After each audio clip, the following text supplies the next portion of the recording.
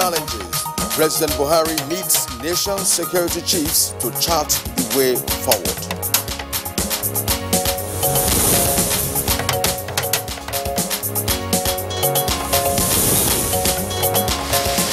Federal government to collaborate with relevant global agencies to achieve universal health coverage.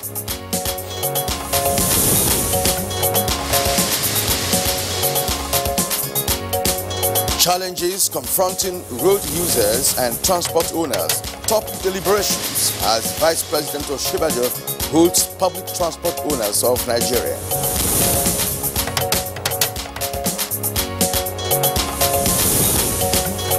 And on Good Morning Nigeria today, we shall discuss the commercialization of research findings.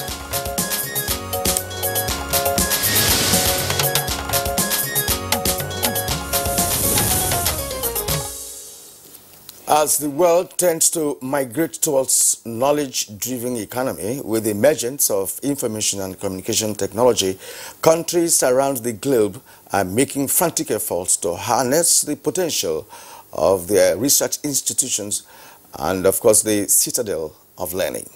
Well, Nigeria obviously is among such nations that seek to join the global movement, especially with a commitment to diversifying the economy through agriculture and other sectors. One key area that will facilitate the actualization of this laudable objective of government is through utilization of findings of various research institutes and other centers of excellence. At present, there are well over 20 research institutes in the agriculture-related fields alone in Nigeria.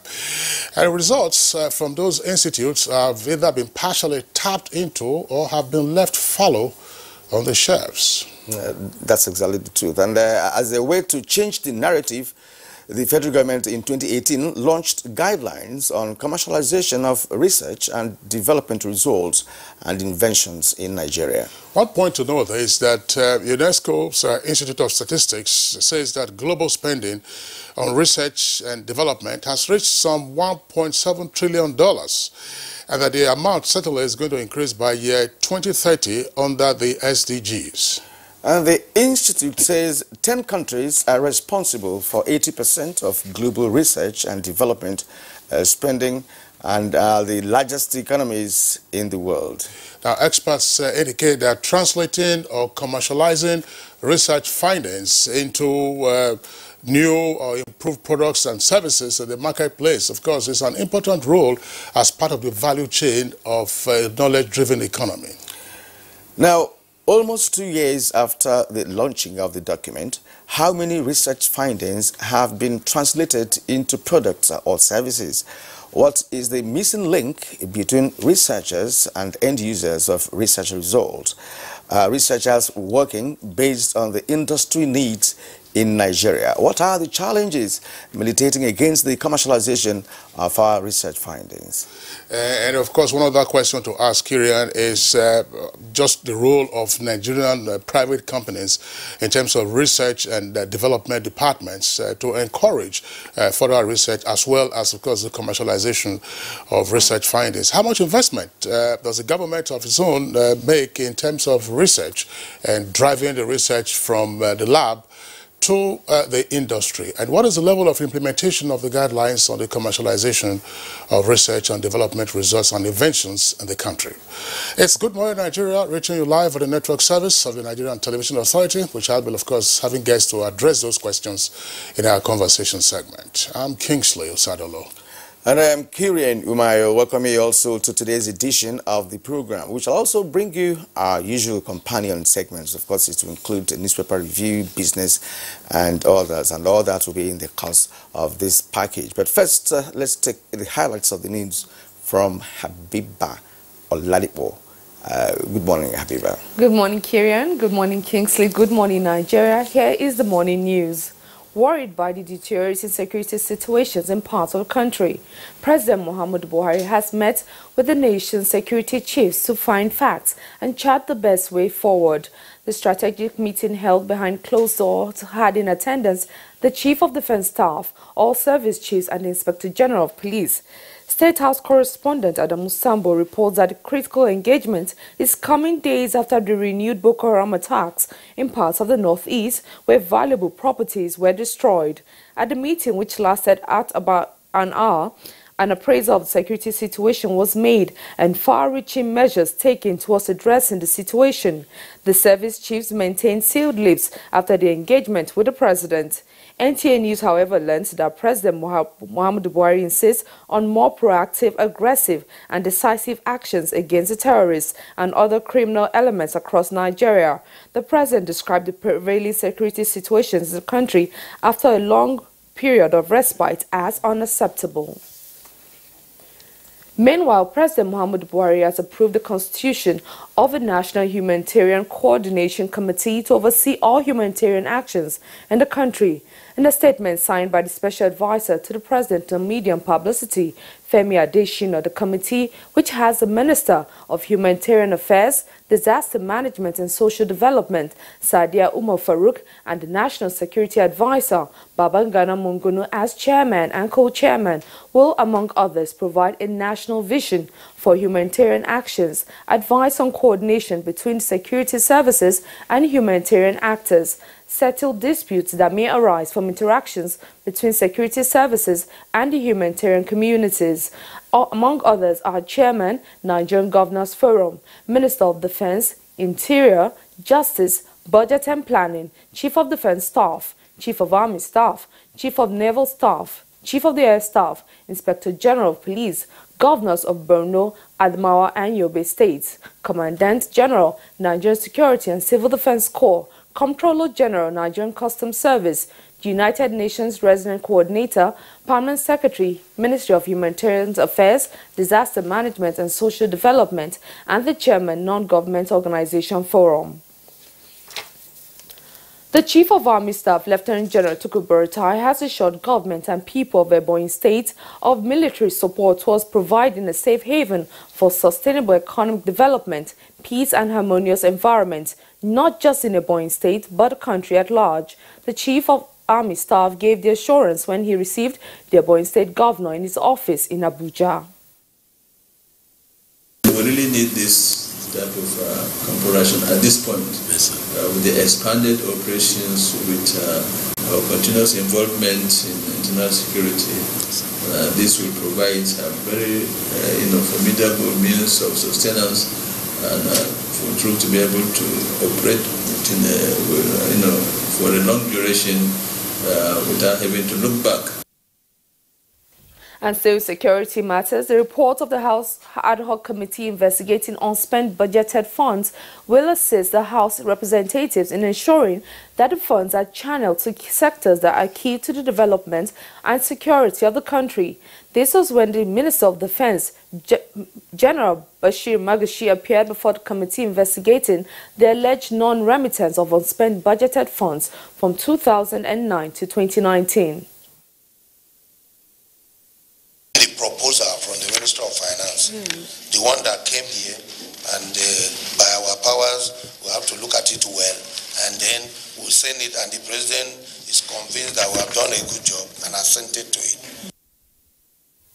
The First Lady of Nigeria, Aisha Muhammadu Buhari, has underscored the importance of empowering Nigerians, especially the women folk, to enable them cater for widows and orphans for the attainment of national goals. She stated this during the three-day interactive conference on the state of security organized by the Center for Critical Thinking, Teaching and Learning of the Nigerian Defense Academy, NDA, Kaduna.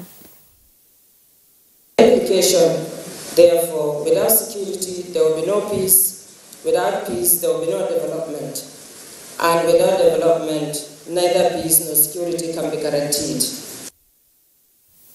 The federal government and other stakeholders in the transportation sector are taking a look at the various challenges confronting road users and motor transport owners across the country, with a view to finding solutions to them.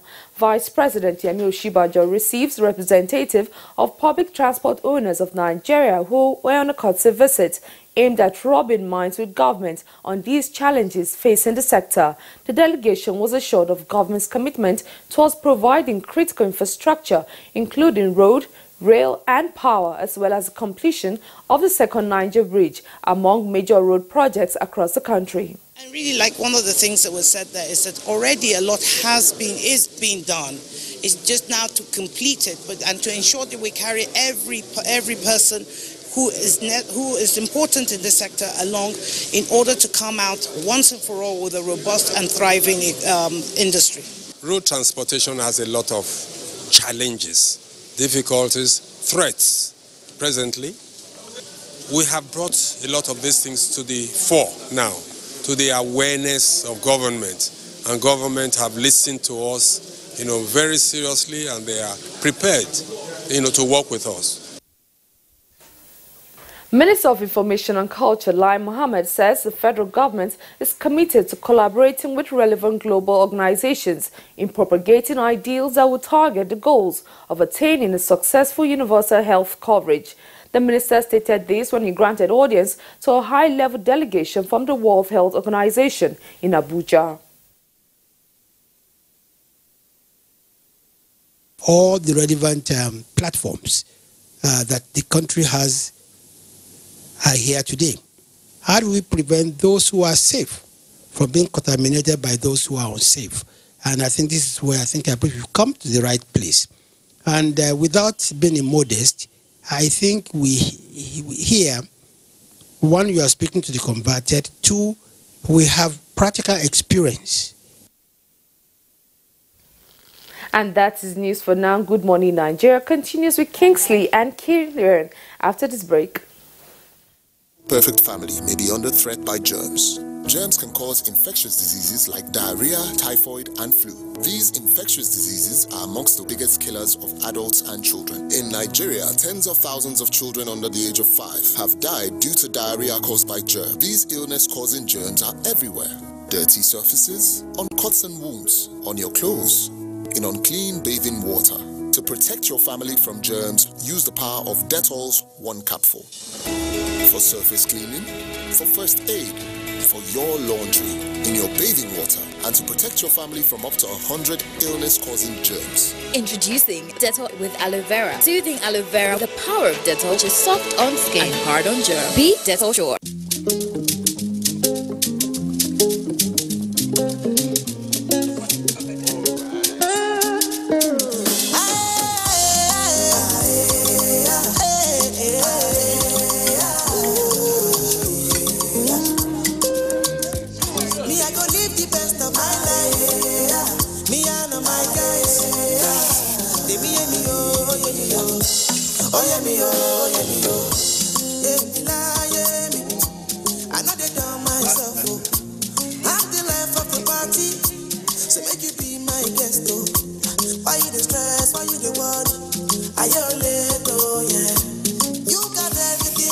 You can choose to do this with your stew, but not your data. Get more out of life with the new Airtel data plans. Dial *141# today. Data is life. Airtel, the smartphone network.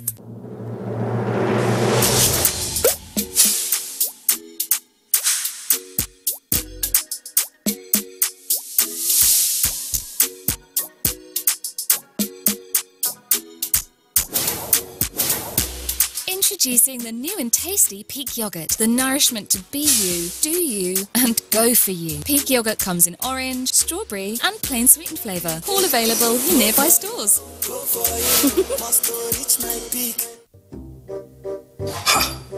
Not so fast. Look, I'm tired.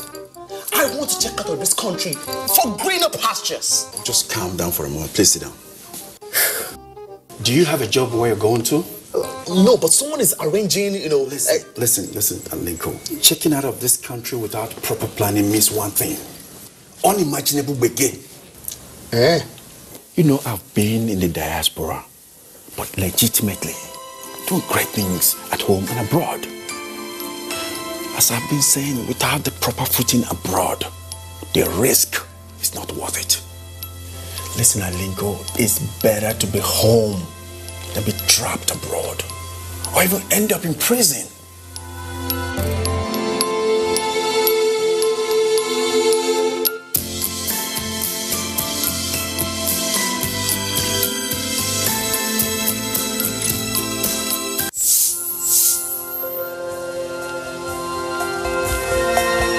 My name's Mr. Muftau Abiodun Balogun. We started this business 4 years ago, and this is the production outlet where we do about 4,000 to 5,000 birds per day. With the closure of the border recently, we've been experiencing massive surge in demand. Our sales per day now is going to be between 15 to 20,000 birds. We needed to expand all avenues because of the multiplier effect it's creating.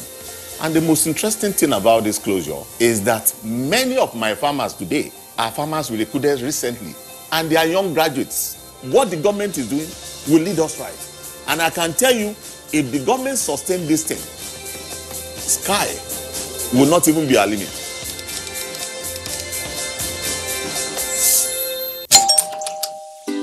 Helen! Hey, where's your mom? Today is her toilet day. What? Helen! Toilet day? Tomorrow you're hosting a party and it's a matter of my reputation. Even if you spend your entire day cleaning with all this, it still won't be party ready. Impossible! Challenge? New Ticker Harpic 10X. Even if you use this solution 10 times, it won't give you the same cleaning like Harpic. Its new Ticker formulation sticks to the bowl better, removes old stains, and gives you a sparkling clean toilet. Wow! New Harpic 10X gives me the freedom from toilet day. New Harpic 10X for 10 times better cleaning.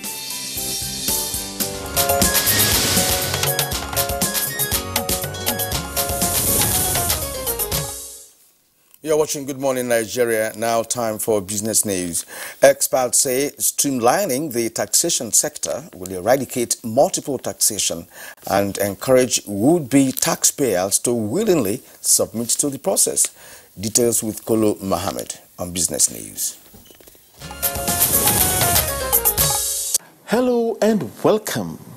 Taxation, they say, helps keep economies afloat, as when taxes are paid, governments have sufficient money to provide infrastructure needed for entrepreneurship to thrive. And where financial inclusion is needed for social security and financial independence, taxes also come in to provide imperatives to arrive at social security.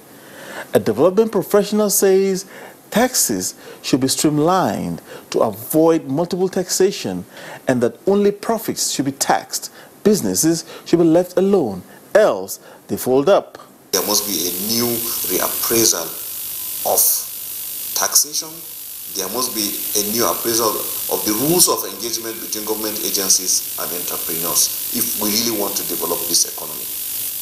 And if the taxes are not lowered to widen the tax net for people to come in and willingly be ready to submit themselves for scrutiny and payments, the economy is still going to be a far cry from what we would want it to be. The first day of trading this week on the floor of the Nigerian Stock Exchange returned a negative sentiment. Let's not let you see how it went down.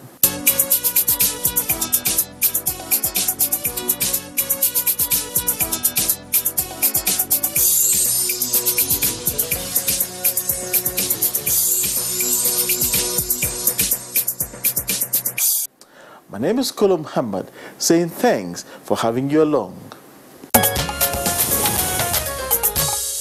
Many thanks, Kolo Muhammad, for the business packet. Next is newspaper review.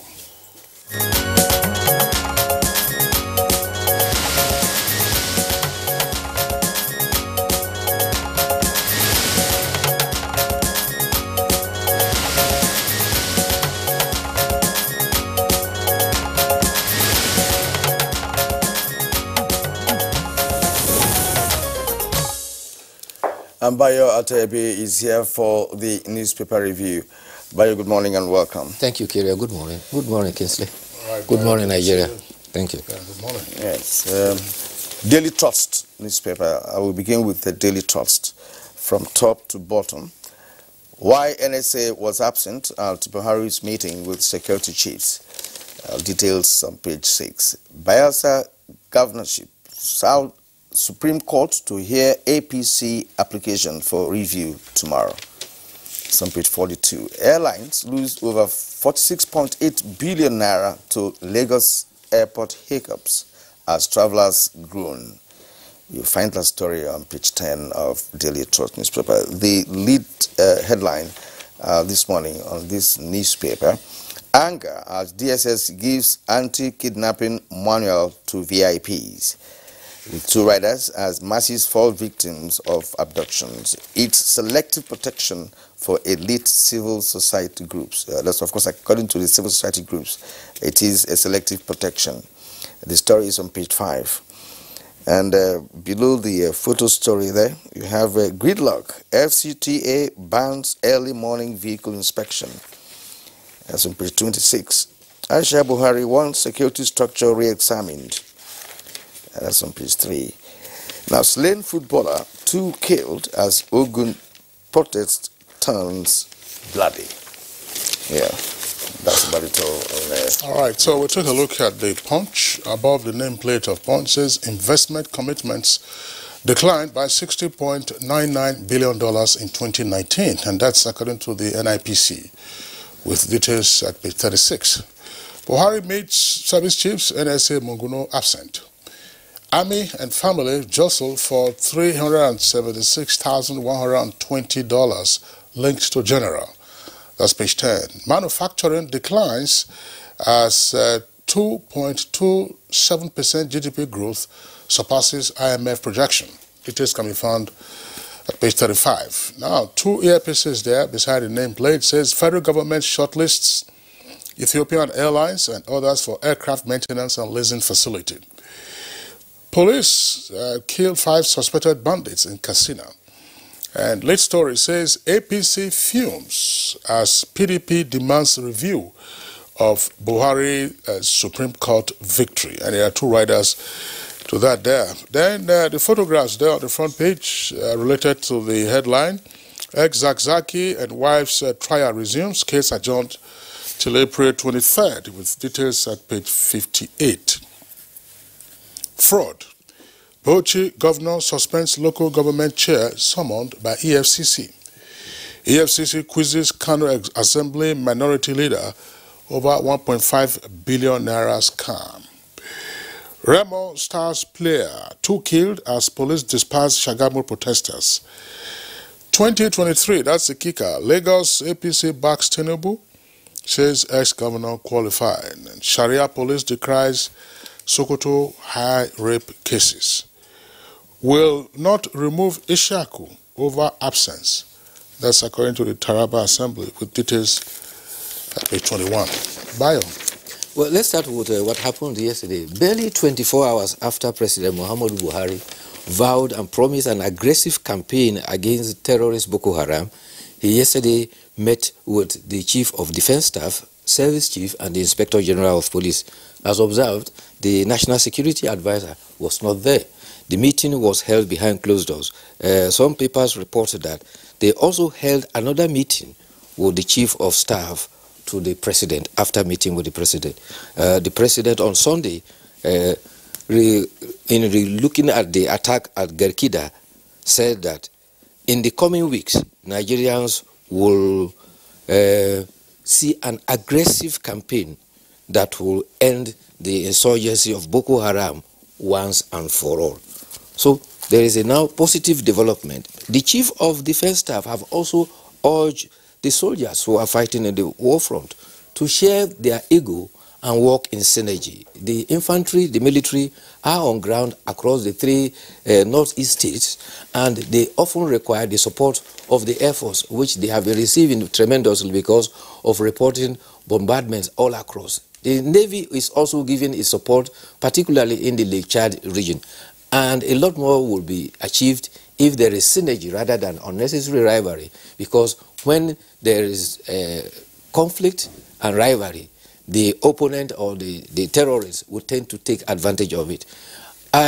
Appreciably, the terrorists have not succeeded in taking any territory as they hitherto did, in fact, to the extent of hoisting their flag. And that is why the military, who are used to a conventional warfare, say that as conventionally, Boko Haram has been defeated. However, Boko Haram has resorted to cowardice and soft target attacks. The consequence of that is that the persons in the northeast zone occasionally are terrorized by these attacks, and therefore we cannot confidently say that it is over with the terrorists, and until they are stopped completely from terrorizing persons from their incessant forays, we cannot rest on our oars in the war against insurgency. The other issue of concern is about the economy. Nigerian gross domestic product has increased by 2.27%, according to the latest statistics from National Bureau of Statistics, which was released yesterday. This record exceeded the projection of the International Monetary Fund, which was put at 2.1%. The 2.7% is described as impressive and is in fact the highest since Nigeria went into recession in 2016. Accordingly, for the year 2020, the International Monetary Fund has reviewed its projection, which was initially put at 2.5%, downwards to 2%. And from this current result, there are indications that even in 2020, Nigeria may exceed the projection of the 2% that the IMF has predicted. However, the president has always emphasized that let us see the impact on this on the ordinary Nigerian. We want it to trickle down so that the Nigerians will enjoy the benefit of the improvement in the economy. The other sad story which Kingsley read was the issue of protest. Residents of Shagamu have staged what was supposed to have been a peaceful protest when they protested to the palace of the Akaribo of Remo land over the killing of Remo star player Kazim Tiamiyu. Unfortunately, papers are reporting conflicting figures. One paper said one person was killed, another said 2 persons were killed. But an operative of the Special Anti-Robbery Squad was said to have pushed the football player and he was knocked down by an oncoming vehicle. However, the police said he was arrested over suspicion of some internet fraud activities, and his bid to escape, he fell a victim and was knocked down by an oncoming car. The Inspector General of Police has directed the DIG in charge of criminal investigation to take over the case and investigate thoroughly, and he has vowed that whoever is found culpable will be brought to book. So tempers should cool down and let the police do their investigation so that whoever is culpable will be brought to book. But because demonstrating and causing further deaths is not serving any purpose. They are protesting the death of one player. We now have, is it 1 or 2 other persons that are dead? Yeah, I think their anger stems from the fact that the manner in which the guy lost his life. He had a car. He was asked to leave the car, right, and join the police vehicle, right. He identified himself as a footballer and all of that. Whatever offense he may have committed, many think wouldn't have led to the point of having serious altercations, between him and the police. And when you identify yourself and you are sure you identify yourself, somehow you have these.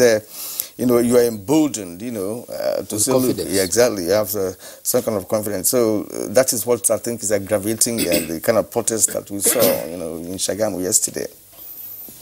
Well, I thought the police authorities had cautioned members of SARS as to the scope and intensity of their activities. If you recall, some while back, SARS was being accused of being virtually on the rampage against any person that they saw. And there were persons who also died from the almost indiscriminate raids on persons. If they saw a young person wearing braids, they would say it's a Yahoo boy. They would seize people's phones, arrest them, at relaxation spots and so on and so forth. And then the police authorities issued a protocol for the operation of the SARS operatives. And in any case, I mean, internet fraud is a matter for the EFCC. SARS doesn't prosecute internet fraud, does it? It doesn't. Now, this is a footballer who says, look, I'm a footballer. He brought out his ID card. I gave the ID card to the police officer. What then was the objective in still forcing him into a police vehicle? Where were you taking him to? assuming you had nothing else to do, it gave you his ID card, and you and you ascertained that indeed he was the person, and you wanted him to report at the police station, you could take the ID card from him, and then use that, of course, as a means of eventually tracing him if he disappeared into thin air. Exactly, and if you want to authenticate the ID, you can further investigate, that taking him. In fact, it's rather unfortunate. The gentleman wasn't wearing a mask. So if you wanted to take his photograph on the spot, you could also have taken his photograph on the spot. Exactly. So you said that, one claim was that he jumped out of the vehicle. He jumped out of the vehicle. Why would he jump out of the vehicle? He was riding in the vehicle with a colleague of his. So what was the motive in this forced arrest, as it were? Was he committing any offense in your view? As to say, okay, right there and there, you didn't need any warrant, pick him up. Well, I think let's not preempt the investigation that the police has promised. Yeah. But from all sides, the side of the police was that he was identified, and in the process of trying to arrest him, he was trying to run away, and the oncoming vehicle hit him. His colleague is saying that he was actually pushed. Exactly. So those are the conflicting. It's not a matter of preempting. Just watch out. In a few weeks' time, there will be a similar incident. So what is it? What is the protocol that these officers are supposed to follow?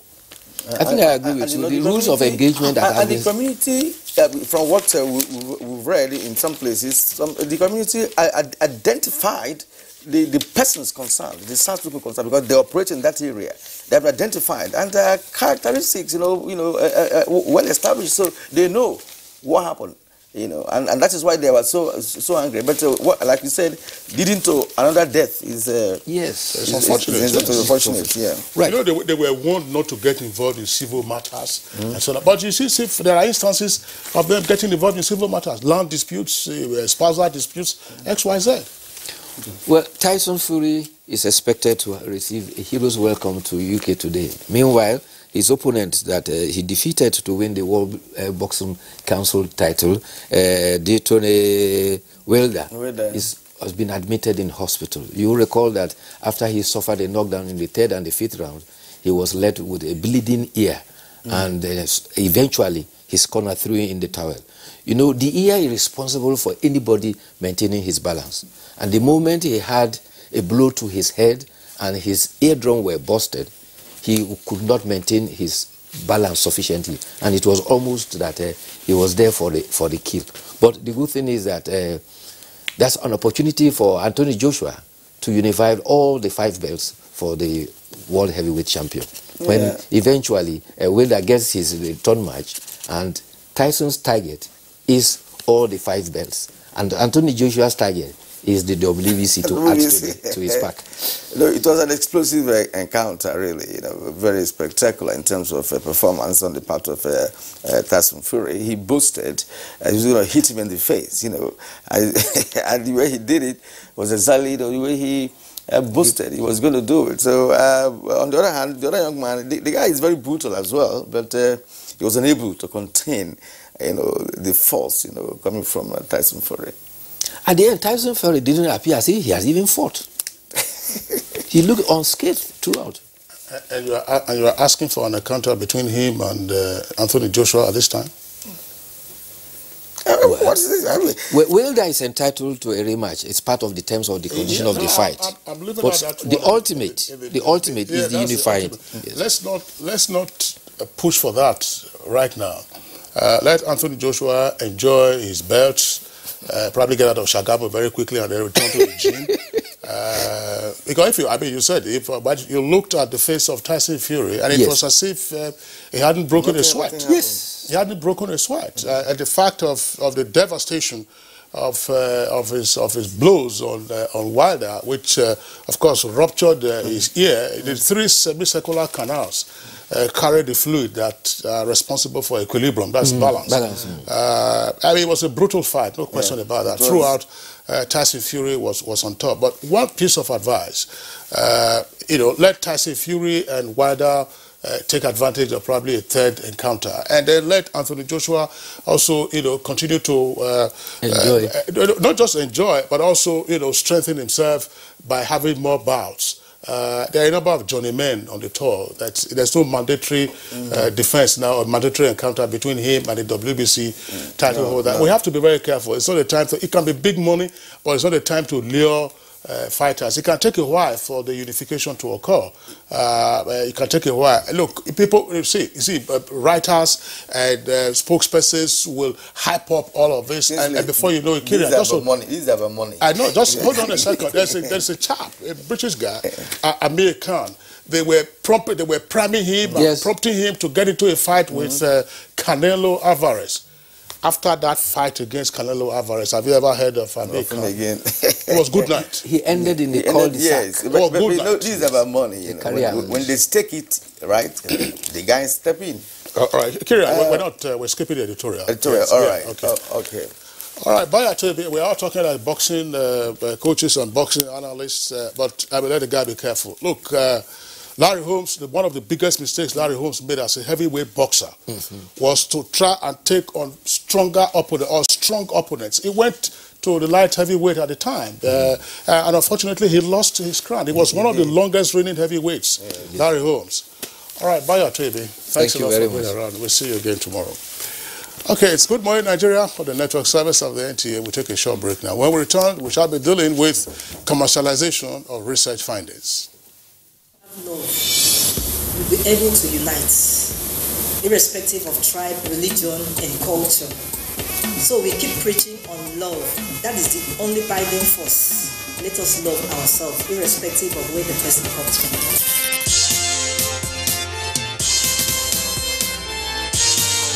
You are about to witness the commencement of the most stimulating and compelling contest on television.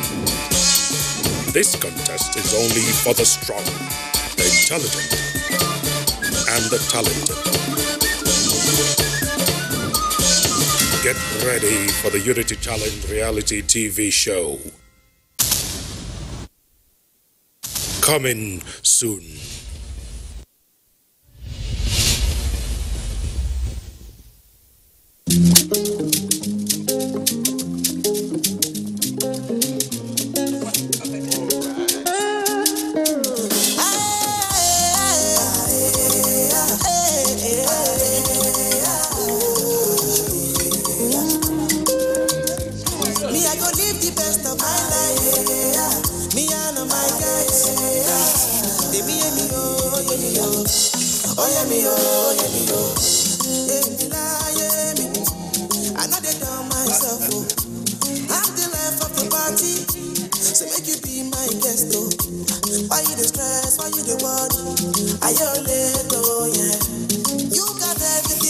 You can choose to do this with your stew, but not your data. Get more out of life with the new Airtel data plans. Dial *141# today. Data is life. Airtel, the smartphone network. As you know, kids' exam time is exam time for moms too. The child prepares intensely, so does the mom, taking care of every little thing. But germs can ruin it all.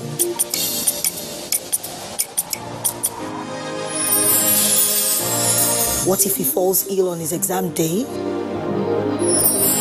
Every single day is important for kids. That's why they need Dettol soap.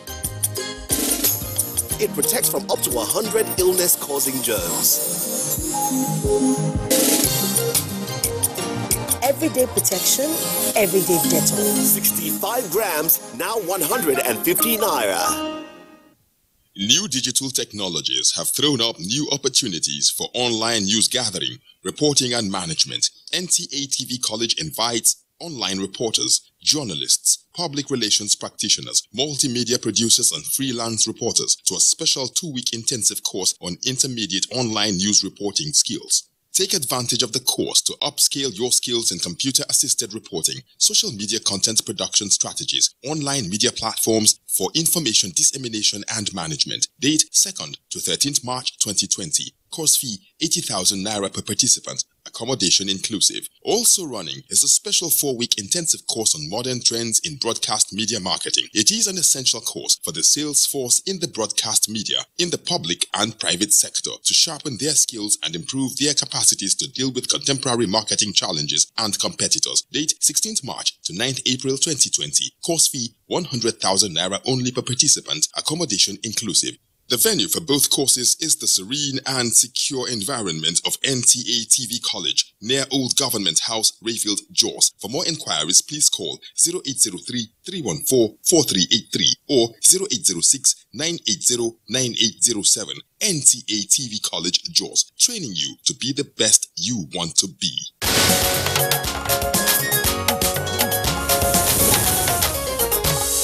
You're still watching Good Morning Nigeria. And to begin our discussion this morning on commercialization of research findings, let's first of all take this background report put together by Abdul Salam Jibril.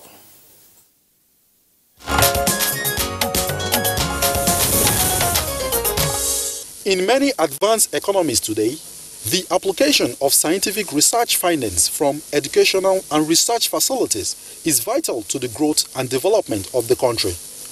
Countries like the United States, the United Kingdom, Germany, France, Russia, amongst others, have effectively utilized research and development results from their research and development facilities.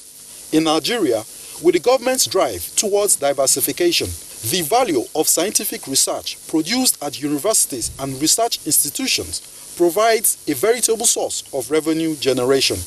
However, over the years, the country's inability to effectively turn the outcomes of indigenous scientific research into tangible, useful products that will spur the needed development has been hurting her socio-economic growth for long.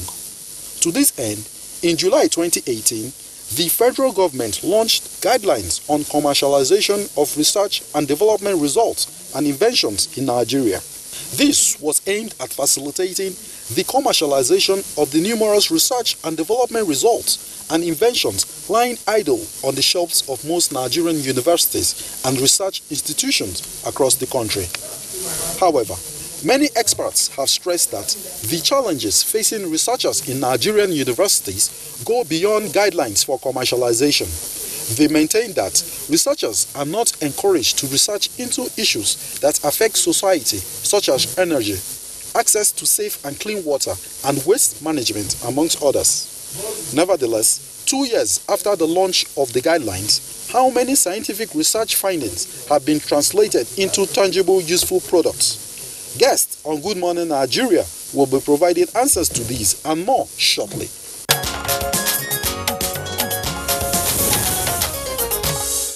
Many thanks, Jibril, for that background. Here with us in the studios to discuss this issue, I would like to welcome Dr. Dan Azume Ibrahim. He's the Director General of the National Office for Technology Acquisition and Promotion, NOTAP. Dr. Azume Ibrahim, pleasure to have you with us on Good Morning Thank you. Nigeria. Good morning, Nigeria. Okay. Also here in the studios is Dr. Obi Adigwe. He's Director General and CEO, National Institute for Pharmaceutical Research and Development, NIPRID. Dr. Adigwe, a pleasure to have you around. Good to be here. And last but not the least, with us in the studios here is Professor Mohammed Haruna, Executive Vice Chairman and Chief Executive Officer of the National Agency for Science and Engineering Infrastructure, NASENE. Prof, delighted to have you with us on the program. Thank you. Good morning, Nigeria. Okay, Kieran. And joining us from our Kaduna studio is Professor Emmanuel Ike Ikani, Deputy Director, National Agricultural Extension Research Liaison Services at Ahmadu Bello University, Zaria. Thanks for joining us this morning.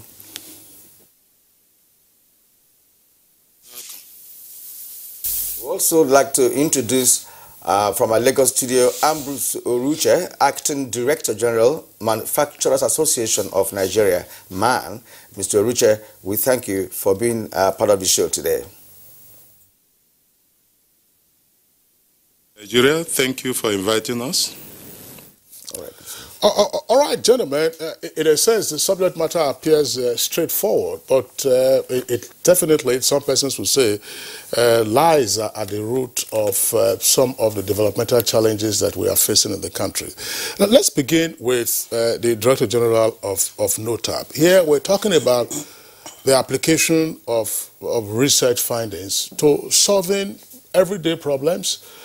And yet, we are the way we are. What exactly is happening to us between research findings and then solving practical problems and challenges that we have as a people and as a country? Well, thank you. The issues are quite multiple. But in my own opinion, the researchers are looking at one side, the private sectors are looking at another side.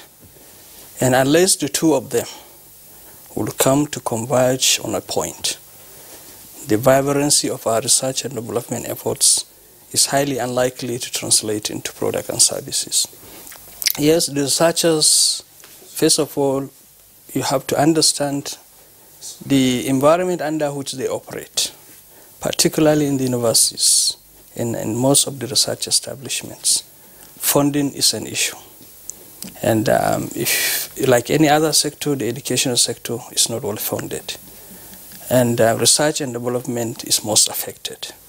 So now the scenario is for them to survive in an institution, because you must have to publish and get promoted.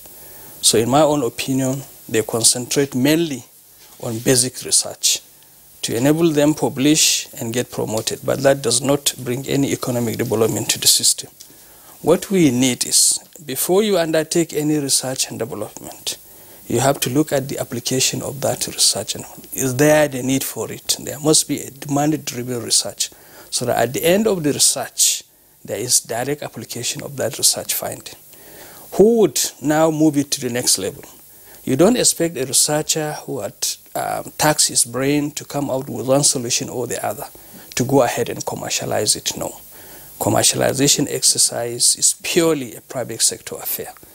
And it's not only, the problem is not only peculiar to developing countries. Even the developed countries, you hardly have more than 10% of their research and development efforts translate into products and services.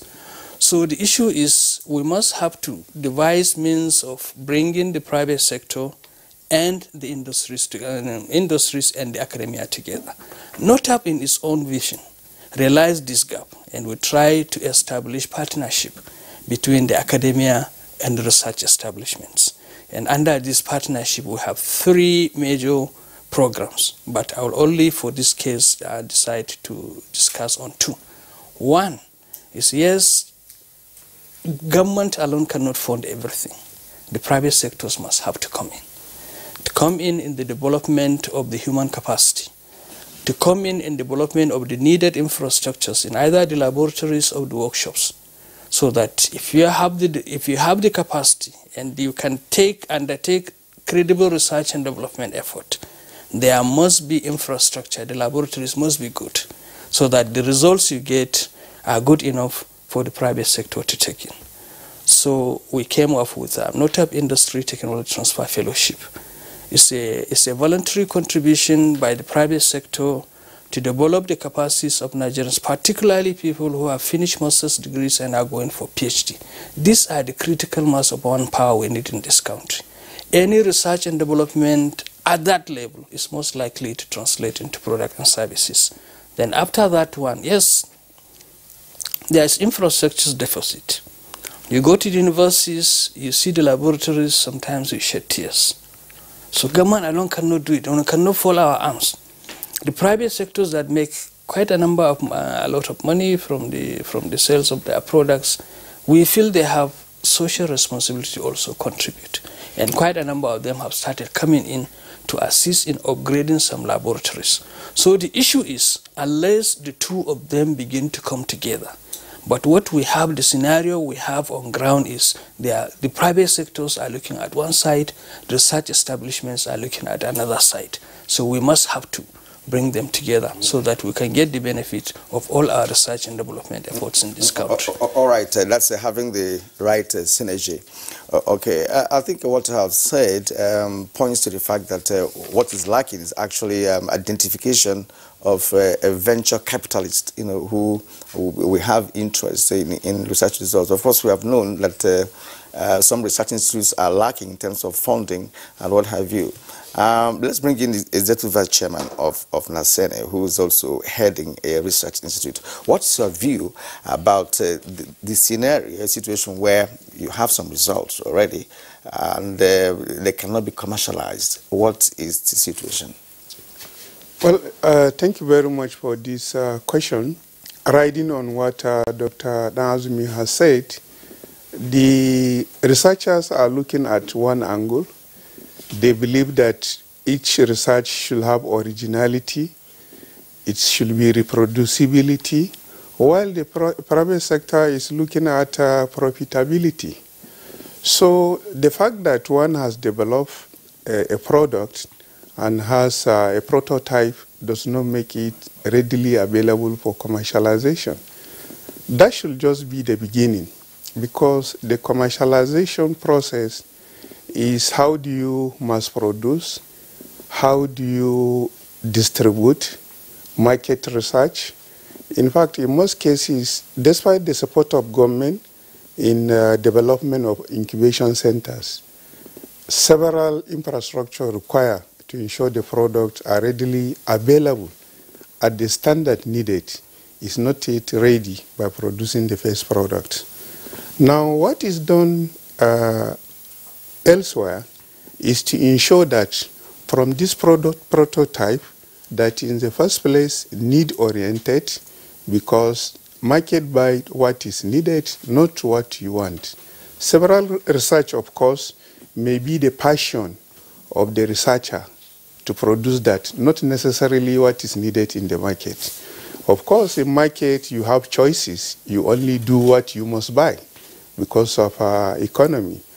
Now, that prototype product, there is supposed to be a way in which that, what we call at that level, invention, to process through innovations until it's competitively a product in the market. It cannot be an innovation.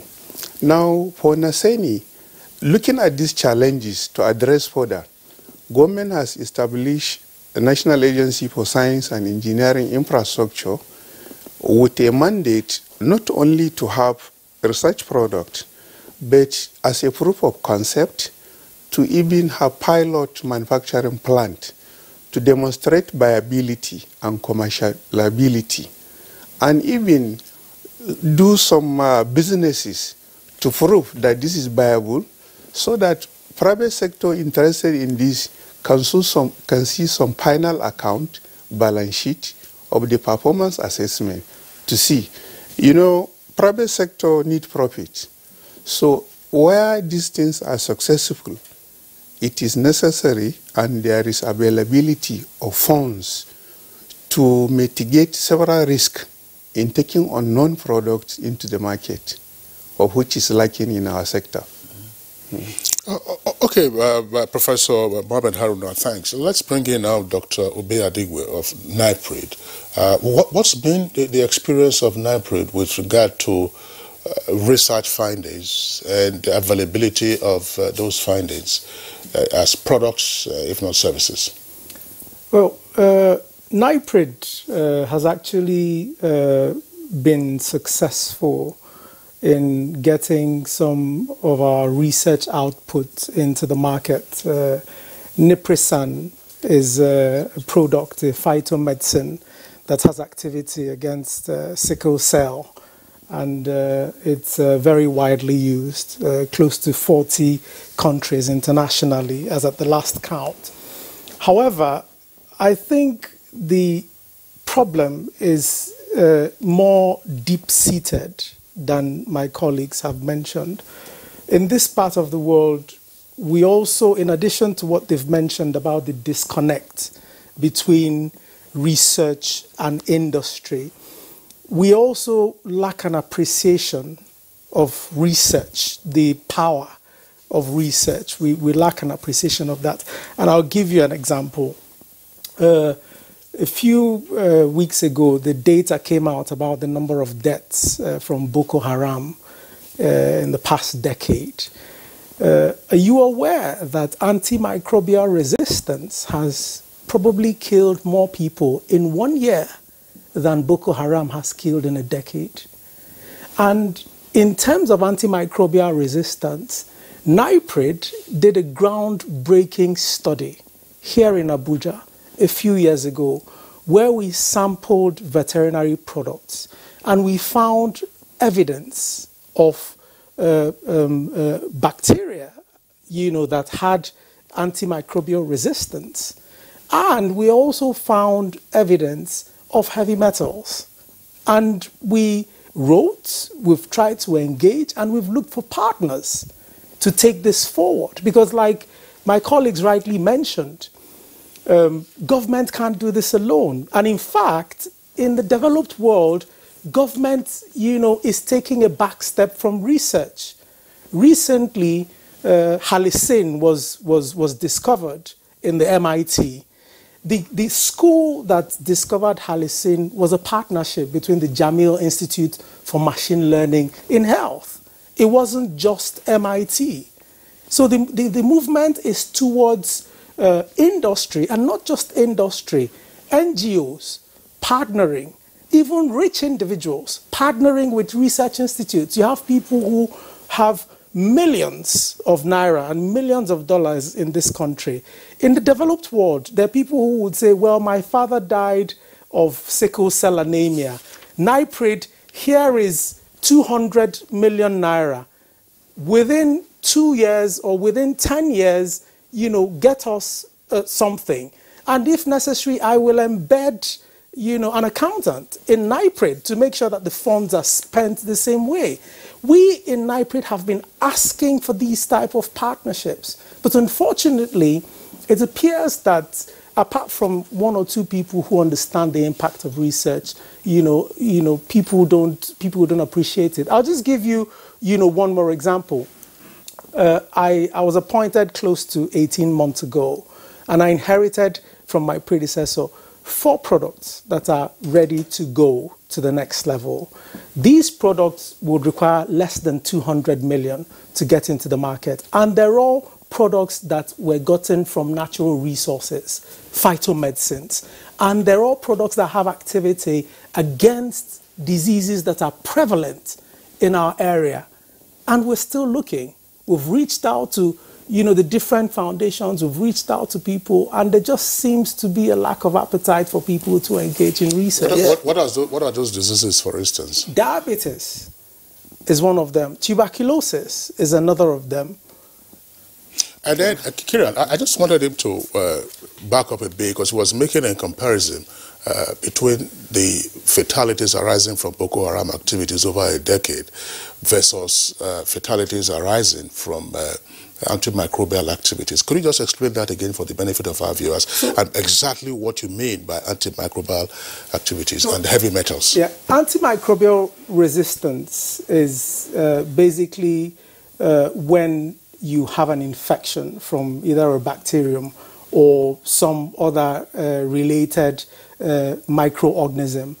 And ordinarily, something like ampicillin, which is a first-line antibiotic, will take care of it.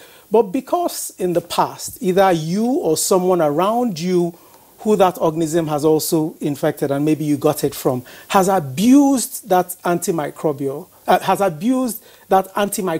agent, that ampicillin will no longer work for you. And so researchers went on to do ampicillin plus cloxacillin to combat the bacteria that are resistant to only ampicillin. But even the ampicillin plus cloxacillin, we've now found microorganisms that are resistant to it. And it goes on and on. There's certain microorganisms that are resistant to almost the entire spectrum.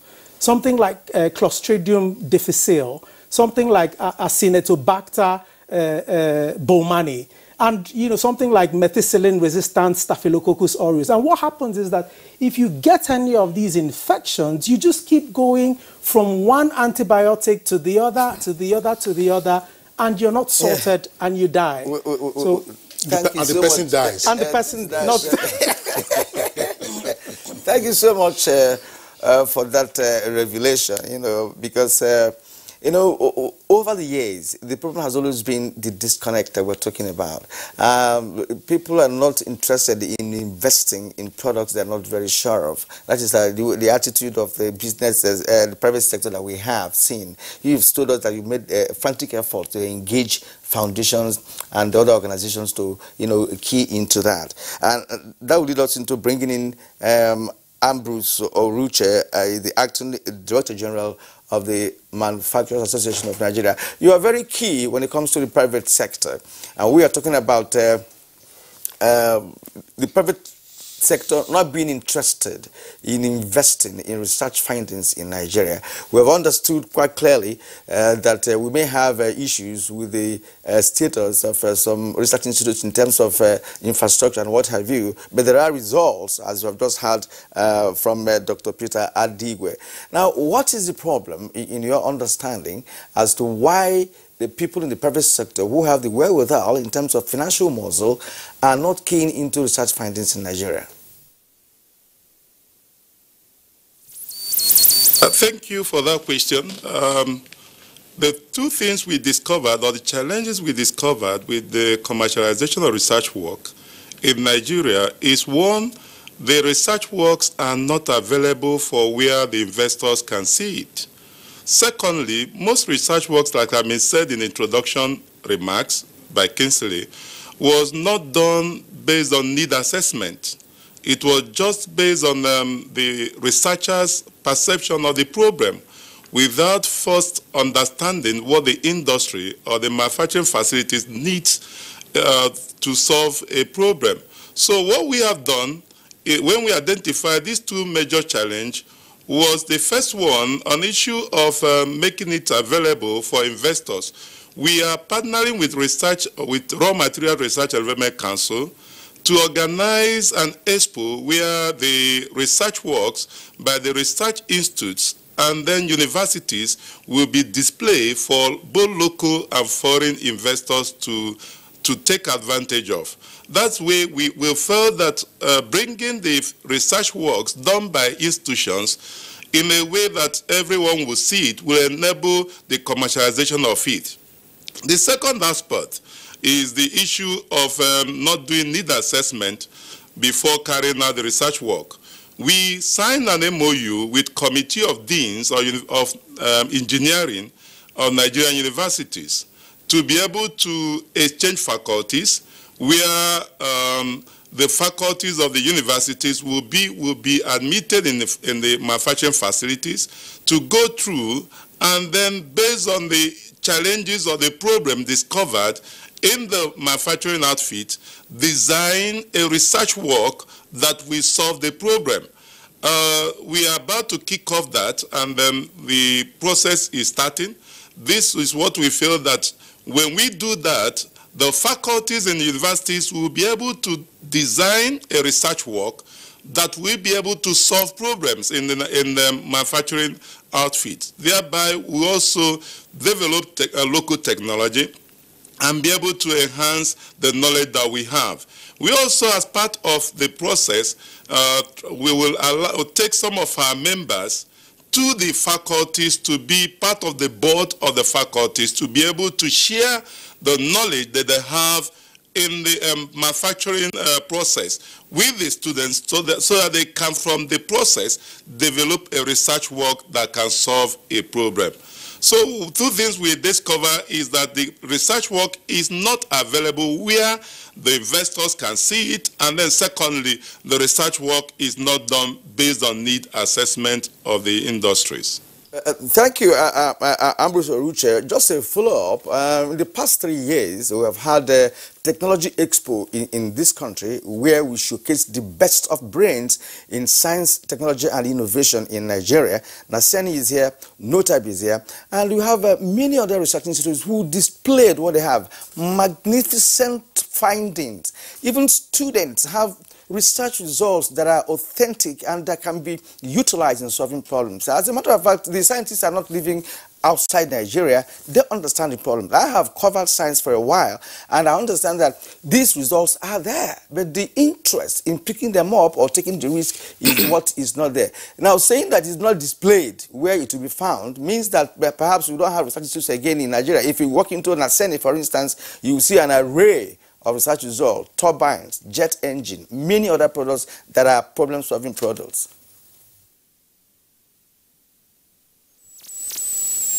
What we are saying, we are not saying that it's not displayed in their shelves. It's there. But the fact is that an investor may not go to Naseni or NOTAB. In the expo I'm talking about, NOTAB has participated, and I'm believing they are participating in this year's edition because the Honorable Minister of Science and Tech is also part of the process. Because what we intend doing in that is to bring the private sector, which is our members, with the institutes, research institutes, which are also in the Science and Tech Ministry, together to display what they have. Then the investors can ask questions where they need to be. And we believe in the process there will be some B2B arrangement where the investors can patronize and commercialize this investment. That's one aspect.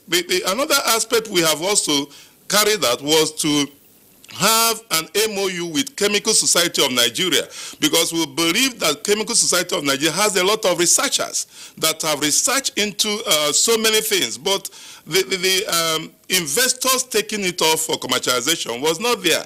So we set up committee that reviewed all the research works carried out by the Chemical Society of Nigeria, and then we zero in on 3 research projects that we felt is viable for commercialization by the industries. That's the stage we are with the Chemical Society of Nigeria. We are doing a lot of, carrying a lot of effort to ensure that we are commercializing our research works. That's what I'm trying to point out. Not that the researchers are not doing it. They are doing great work. But when you weak in the darkness, when you weak in dark, no one sees what you are doing. So what we are saying is, let's bring this thing out to the public. We'll find both the local and foreign investors that can take advantage of it and commercialize these research works. All right, thank you very much, Mr. Ambrose Oruche. We'll return to you. Let's go back down to our Kaduna Network Center. Professor Emmanuel Ike Kane was earlier introduced as, of course, Deputy Director of National Agricultural Extension Research Liaison Services at Ahmadu Bello University in Zaria. Well, we're not going to say that there isn't research going on in the agricultural subsector, because you have a number of research institutes in agriculture, either grains or otherwise, or tubers. You have them all over the country. But from what we are discussing now, are the challenges with regard to the translation of agricultural research findings into more yield and into capacity and ability to sustainably feed ourselves. Very much for that question. As at my last count, we have not less than 250 commercializable products, research products in the agri sector. The Agricultural Research Council in the 90s did a compilation of all commercializable research output in the agricultural sector. The document is there.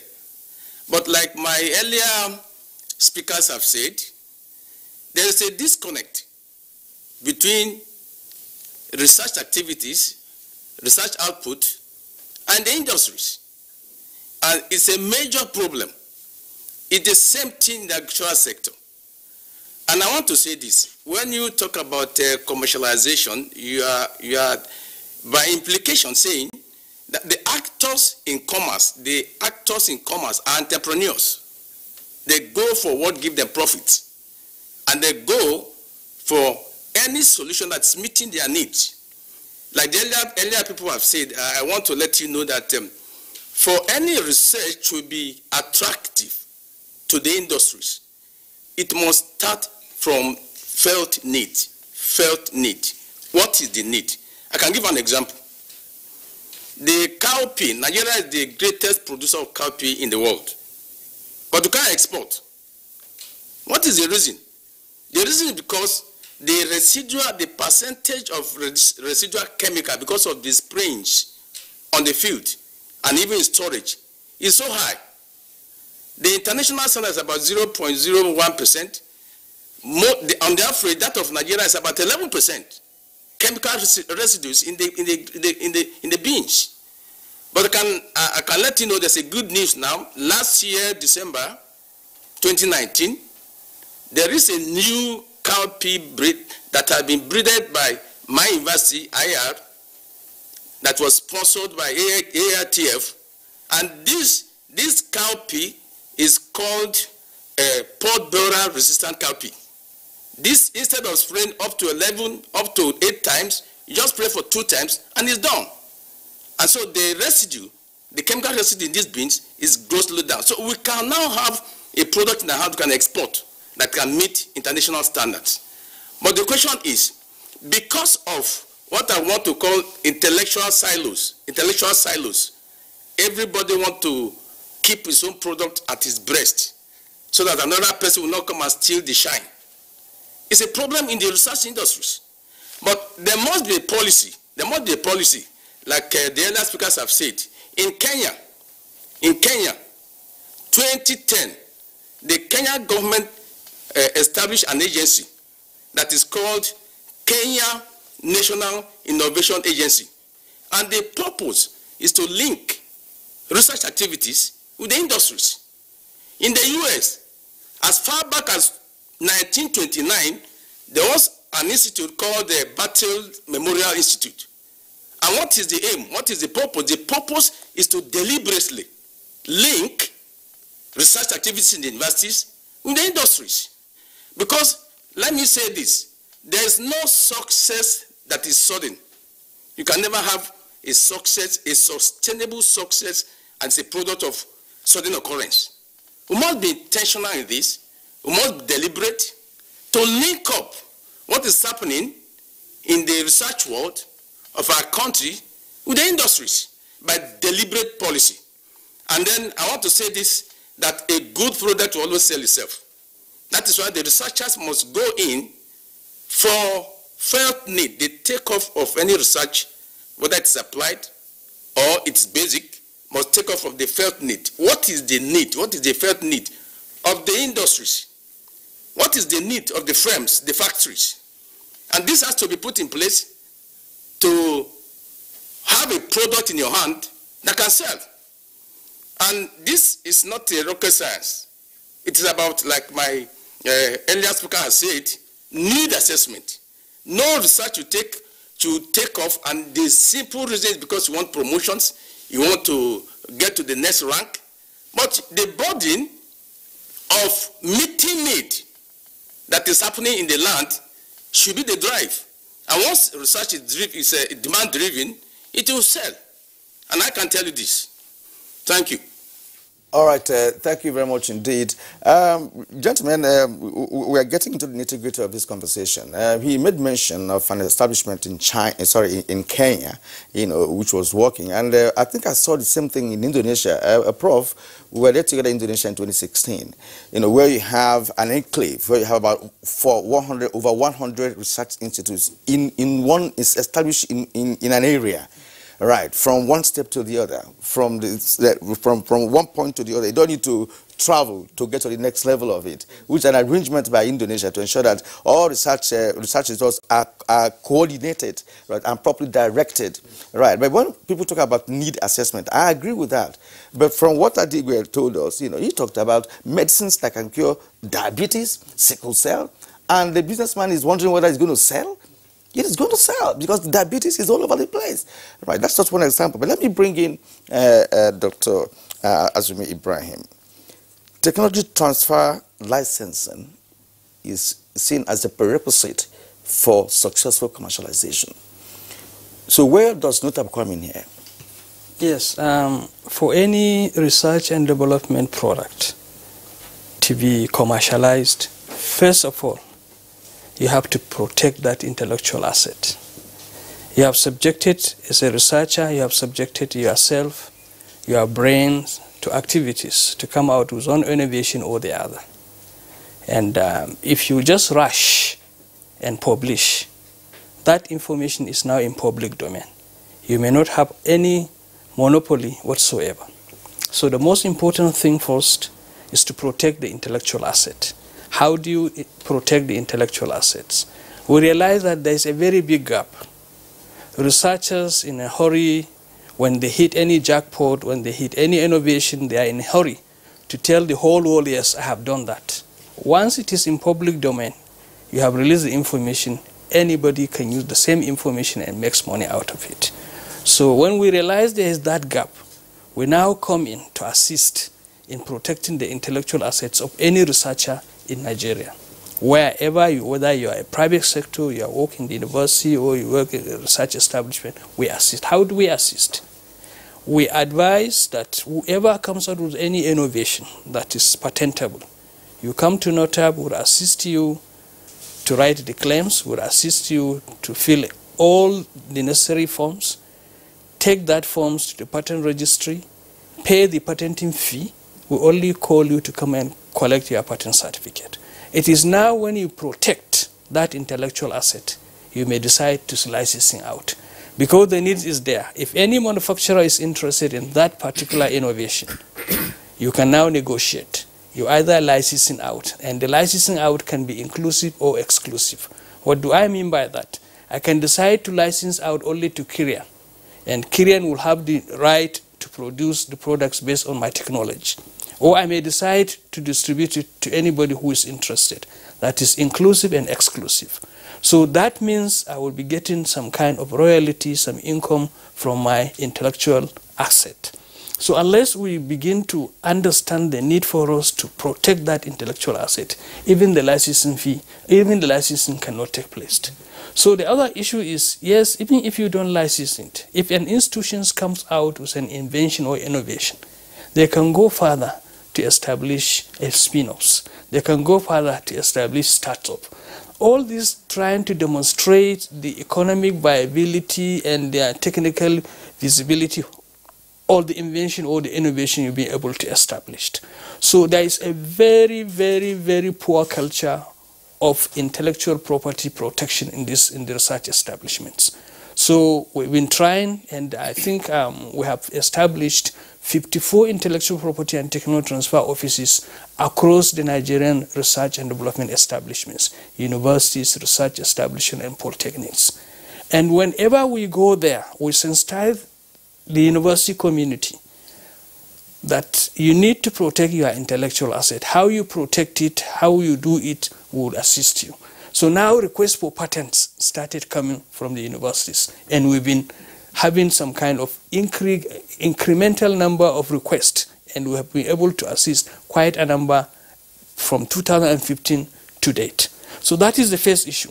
The second issue is, in my own opinion, you see, the manufacturers, I can understand their limitations. They are working under a very harsh environment, where a manufacturer must have to provide his electricity, where a manufacturer will have to provide access road, and there are a lot of multiple taxations. These are issues that does not allow manufacturers to even think twice of sponsoring as part of their corporate social responsibilities. Notwithstanding, I must commend the efforts of the Manufacturer Association of Nigeria. Before, there was completely no attempt to establish synergy between the research establishments and the private sector. What we realize is more than 70% of the manufacturers or the industries in this country are owned by foreigners. And their principal aim is to come here and make money, not to serve as a facilitator to develop your own country. So it's for us to be strategic. How do we become strategic? If we have a policy, you understand, if you have a policy where maybe we commit some kind of profit from the industries to actualize the process of commercialization of research and development efforts, that one would help. For the developed countries, you realize that there is a very strong synergy between the industries and the academia. Wherever you go, is the vibrancy of the research and development that power the economy of most of these developed countries. But there is something different, the way they operate. The industries are theirs, the research establishments are theirs, so all the efforts they put is towards the development of their economy. But you don't expect them to come to your country and do the same thing. So I think we need to have a strategy, come out with policy, and we need to encourage our local manufacturers, because he's a Nigerian. That is why he saw the needs. But I'm telling you, those who are not Nigerians do not care whatsoever to go into this kind of partnership. All right, Dr. Dan Azumi Ibrahim, DG NOTAP, and indeed, gentlemen, I think that we also should indicate, unfortunately, we don't have amongst our guests, as we're discussing this topic now, persons or experts from the social sciences that also have their own research institutes. Findings from social science research can also be very useful. NISA is based at Ibadan. I'm not quite sure, but in terms of media visibility, not much has been heard of NISA in recent years. Perhaps they're doing a great deal of work, but we have a number of economic issues. Some of the things that Dan Azumi is talking about relate to the economy. Some of the issues you are talking about, how do you incentivize money bags? To say, look, get your foundation to sponsor. We keep reading reports of, money bags abroad, funding us research into Alzheimer's disease, and so on and so forth. You keep funding research into purchasing. Let's say if there is a slump, how do you drive up consumption in the economy and all of that? So even management. So you have all of those research things going on. But there's an aspect of what Dan Azumi was talking about, which relates to respect for intellectual property rights. I want Professor Haruna to also come in here. In addition to whatever else you may wish to explain, I'm just wondering, at what point do you approach NOTAP to register a patent? When, in terms of, say, scientific research, you ordinarily, once you get your initial results, you also need peer review. And peer review will talk about verification and so on and so forth, and reaffirmation. You go to conferences, and these are open fora. Can your ideas be stolen at that stage, or when do you first go to get a temporary patent before you start hopping abroad to get confirmation? Because they say scientific results ordinarily should be verifiable and applicable worldwide. Yes. As Dr. Azumi has elaborated, NOTAP is doing a lot of work in ensuring that researchers have now opportunity to protect their intellectual properties. In the past, even the process, where to go and how to make it, even if you know the procedure, the funding was a challenge. Now NOTAP is taking care of that, and that is an excellent and result. To approach NOTAP, of course, they have processes of doing due diligence to ascertain things that require design, drawings, development patterns. They are experts to assess, to ascertain where is the originality, how do you come about, where are the stages you get this result. I mean, before it is put forward for registration and for patenting, it is proved beyond reasonable doubt that you do not only have complete knowledge of the process, but you own it, because they are experts in the field that know critically how to assess and to find out also whether somebody has this product patented earlier than now. So that thorough process is followed. But as I said, that is just the beginning. Any product that has a patent, it hasn't reached anywhere. That is the beginning. There are numerous products in the shelf that are patented, yet the challenges of taking them to the market is there. The problem is not only peculiar to Nigeria, but elsewhere, they have found way of making this feasible. In addition to the illustration as explanation of other foundation intervention from private sector. There are efforts. Government has done very well in most act establishing our research institutions. You'll find out that manufacturers association are members. Our research institutions are encouraged. We participate on all trade fairs that is organized locally in order to showcase our most recent products. And of course, Kirian mentioned the expo in which products are explained, are exhibited. In most cases, we also go a length further to do market research, to show feasibility studies and viability of the research document. For instance, in our setup in Naseni, we have what we call technology business development that is manned by experts who understand business. As it is illustrated earlier by Dr. Azumi, you don't expect a scientist who believe in originality, who believe in order, to go and have intricacies of doing businesses because he doesn't need disruption. But in business, sometimes you need to cut corners. Entrepreneurs are looking for the best way to make it profitable. And that is not the culture of science, to follow pattern and order and structure. Therefore, these people are not, when a product is developed, patented, they do market research, develop appropriate feasibility studies, including the cost, because most researchers doesn't even know how much will it take my product to the market after it is successfully produced and patented. We have challenges until our steel industries is fully functional, until any product that we produce locally will be able to manufacture machines that will guarantee mass productions. And to make this possible, you need machine tools, you need the industries where you will give them specifications. Now, the frustrating issues now is that if you produce a product and you want to mass produce it, and you approach the developing economy to produce, to help you produce machine or establish plant, manufacturing plant, they will tell you this is not viable, this is to discourage you. I'll give you an example. Our own made in Nigeria motorcycle, tricycle.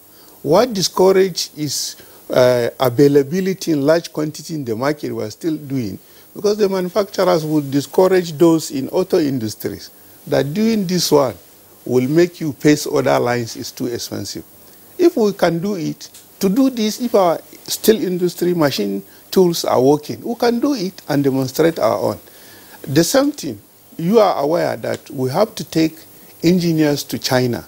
The transformers, they are lining this process. We are producing it manually, we are producing it locally, but that cannot meet local demand. No one can break even in the market to take this to the market until there is mass production, because there is benefit in large-scale manufacturing. The same thing in the solar products we are manufacturing. These are local research. Some machines are fabricated locally on how to do this. But for large-scale need to meet the demand of the nation, or for any private sector to come to you, he will need to see this. And as I said, the model of Naseni is such a way that if we want to make this commercial, we can invest any amount we need in partnership or to buy stake in any venture. But because of limitation of resources and the fact that the implementation of the art has not taken place completely, these issues are challenges and limiting our abilities. And some of the challenges you mentioned, I can now understand the reason why most of your prototype machinery here and there in SEDI and the other arms of NSN across the nation, they're churning out a lot of machinery of whatever type you can think of. But commercialization has always been a problem. Dr. Adiwe, we're going to go take a short break, but take this. You know, you've listened to both Dr. Azmi Ibrahim and Professor Haruna, and your explanation at the first instance really gave me a sense of understanding, you know, in terms of or what the problems really are, not necessarily need assessment, because the products you told us about are very key, because the illnesses they address are just there in Nigeria, right? So now, what do you think they can be done, to see how this disconnect can be reversed, briefly? So, two things. One is that people like you are key to this. The media now needs to start calling out bigwigs in Nigerian society.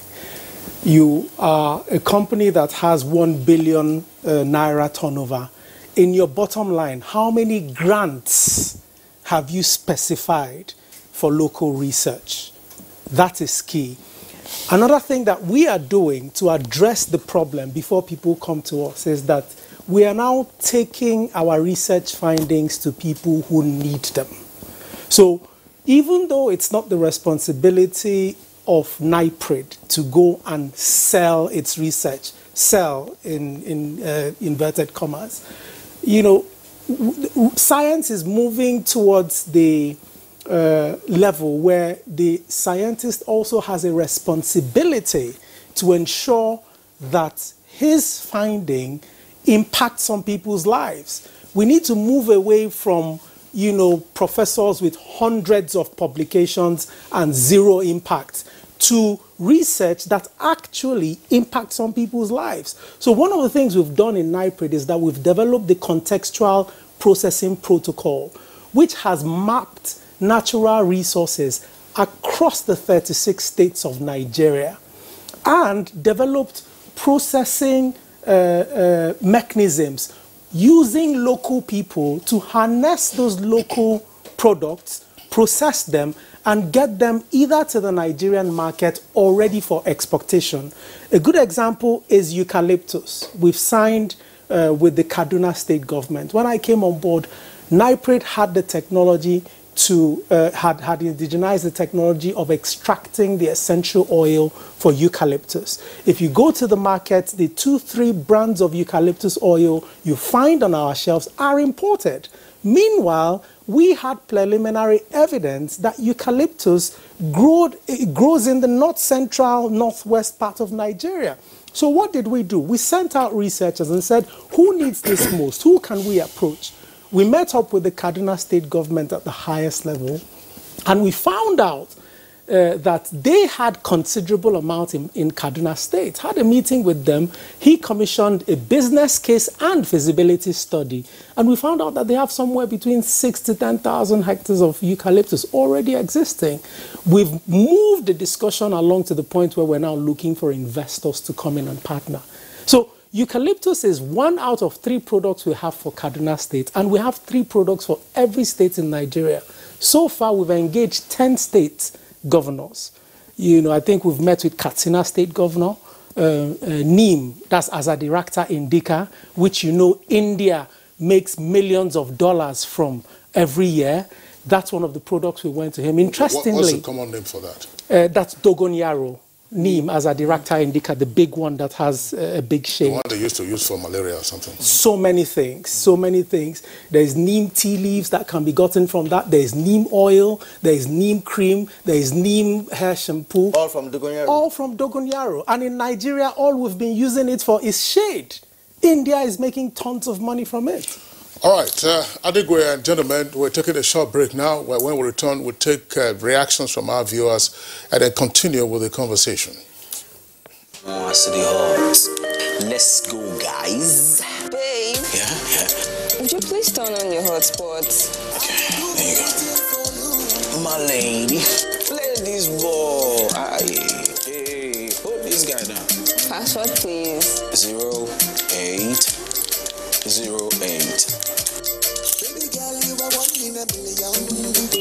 Babe, you have a message. From who? Maybe. Read it out now. Read it out to my ears. Free your mind with Airtel Smart Talk and enjoy calls to all networks at a flat rate of 11 kobo per second. Dial *315# to join. Fine girl. Can I have your phone, man?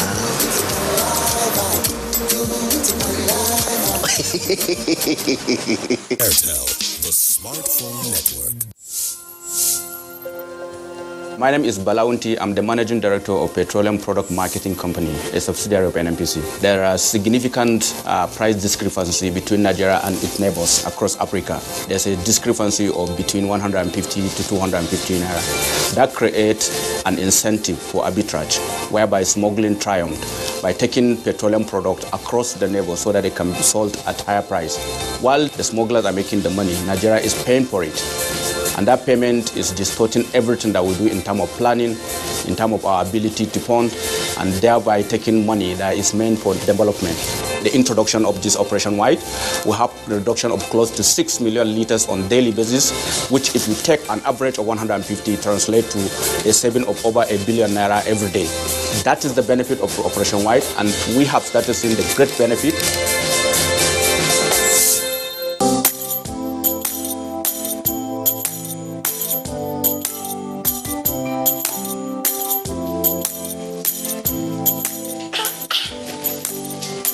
Don't you people sell imported materials here?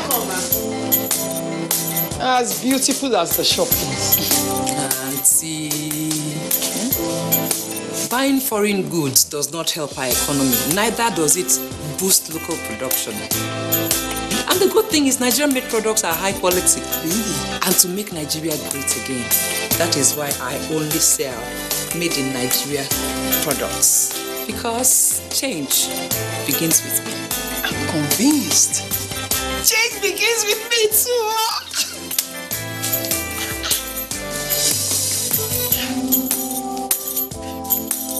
Change begins with me. This message is brought to you by the National Orientation Agency in conjunction with the Federal Ministry of Information and Culture.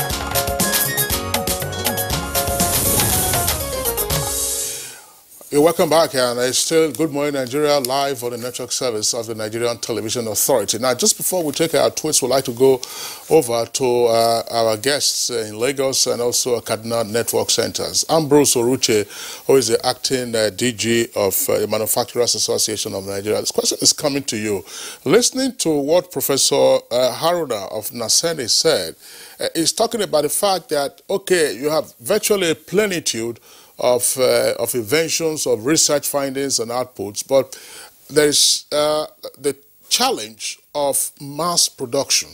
It says, look, how do you fabricate this on a mass scale so that it gets out for major use? You cited an example, of course, you listened to him very clearly. I was just wondering, how does man come into this? And what's your response to, for instance, the utility of a machine tools, I think, factory also in Oshobo? You also have the workshop section of Ajaokuta. Up to a few years ago, that workshop section was functioning. And then we had the steel rolling mills of the past. So those are the things you would need, basically, I imagine, for mass production. Why has man not taken advantage of what is available in the meantime?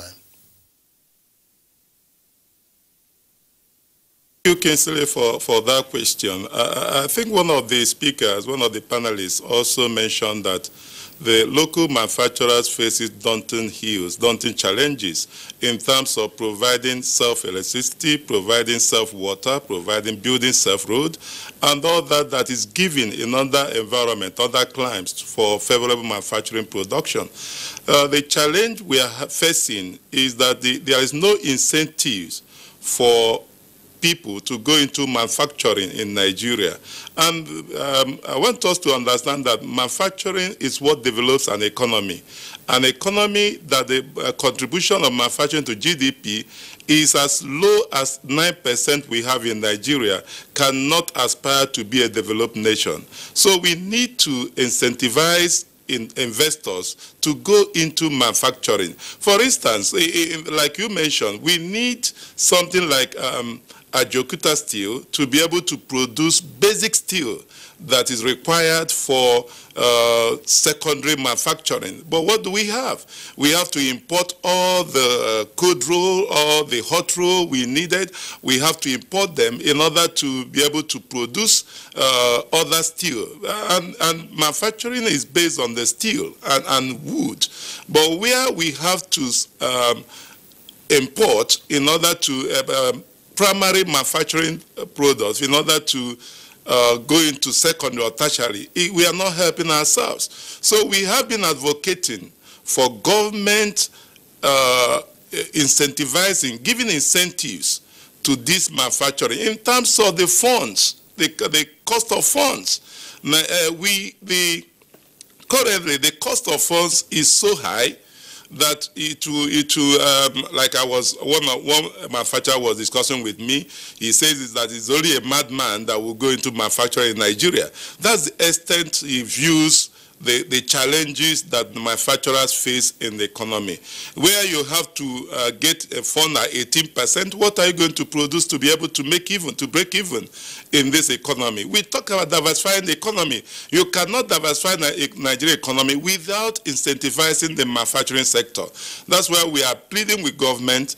The Ajokuta steel, we need it for the basic manufacturing. We need government to come out with a policy, intentionalized policy to develop that sector.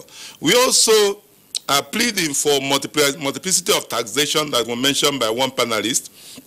Is killing industry. We are, for instance, let me give an instance.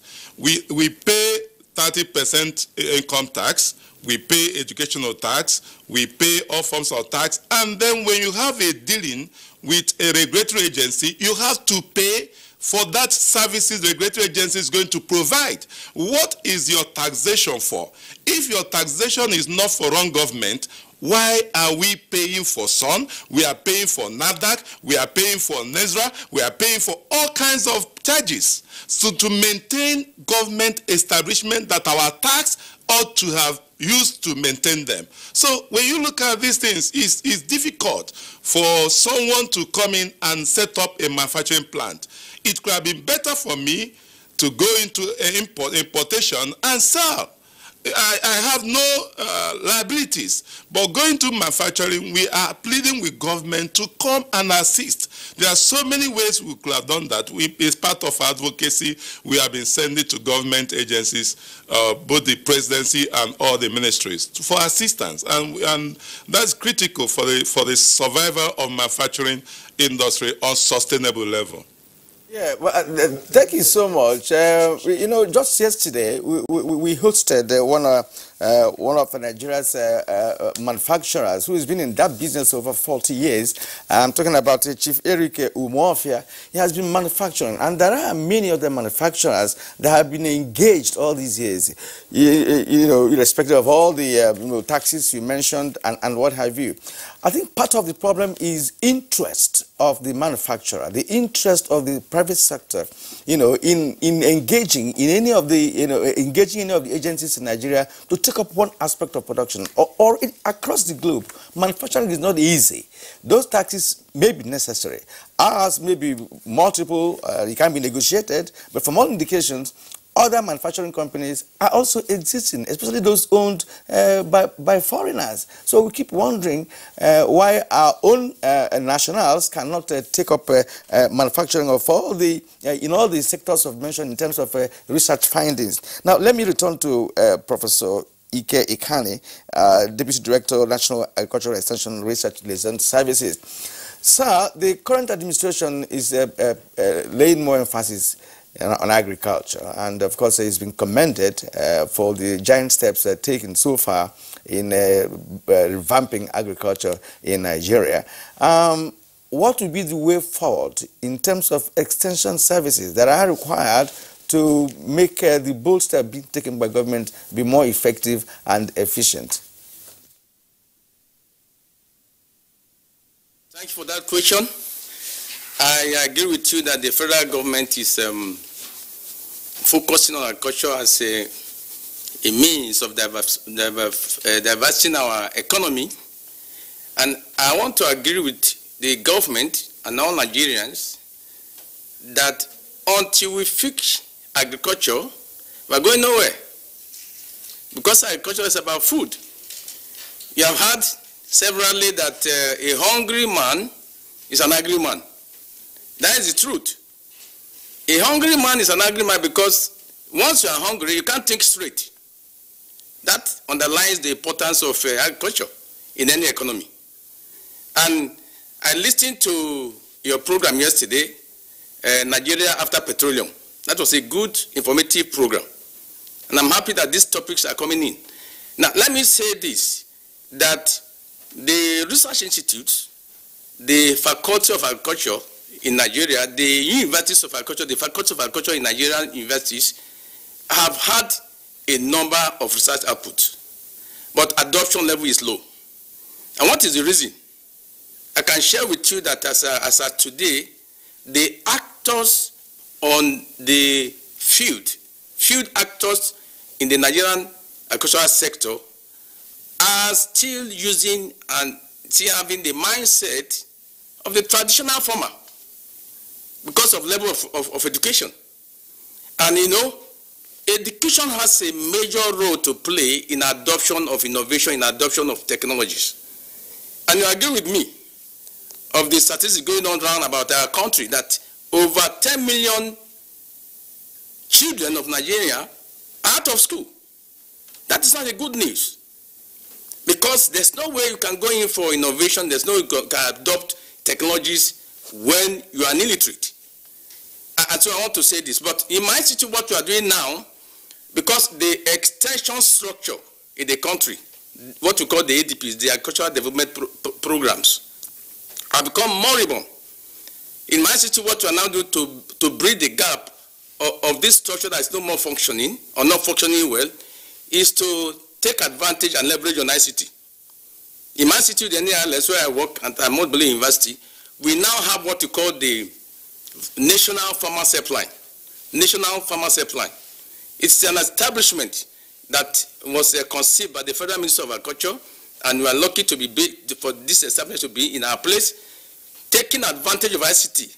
We now have a knowledge base where they frequently asked questions by farmers are collated, and we now have a number where a farmer can dial, and immediately there's an answer that's given to him in split of seconds. And this can cover the whole nation. So this is what we are doing there now. I can also tell you that we, like the beans I just told you, we are now putting up a protocol of how to promote these beans, how to popularize it, how to get it into the populace, for it to now begin to be the beans that will go so that Nigeria can now export a product, cowpea, a product that you are the largest producer in the country, in the world. And having said that, let me say that the current economy anywhere in the world is driven by knowledge. Economy development anywhere in the world is by knowledge. And agriculture cannot be an exception.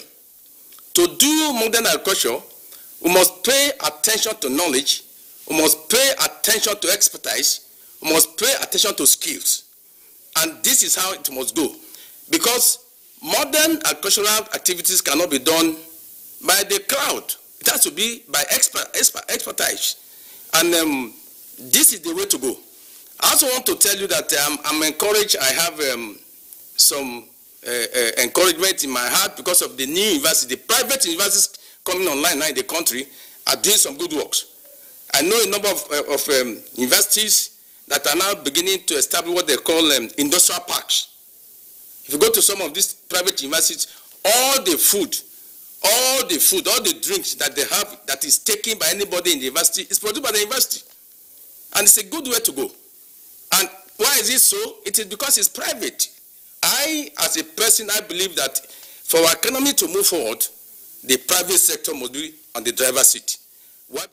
All right, Professor Ikane, thank you very much. Just before we take the tweets, you were talking about extension services, and I'm just wondering, because on Good Morning Nigeria, whenever we are discussing aspects of agriculture or our national food security, we always get confronted by the fact that agricultural extension services are poor.